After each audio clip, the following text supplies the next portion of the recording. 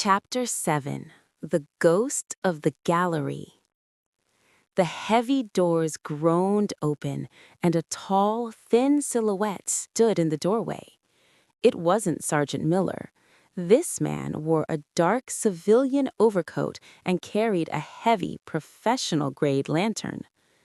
Nancy watched from her hiding spot as the man walked with purpose toward the center of the room. He didn't look like a guard. He looked like a man on a mission.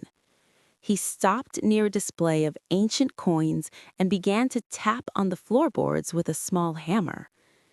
He's looking for something, Nancy thought, her eyes narrowing.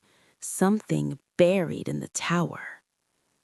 The man cursed under his breath as his hammer hit a hollow-sounding spot. He knelt and began to pry at a floorboard with a crowbar. Suddenly, a loud clang rang out from the gallery above. A heavy iron helmet had been pushed off a shelf, crashing onto the stone floor mere inches from the intruder's head. The man leaped back, his lantern swinging wildly. "Who's there?" he shouted, his voice high and thin with terror. "Is someone there?" Another object, a heavy wooden mallet, flew from the darkness of the upper rafters, striking the man's lantern and smashing the glass.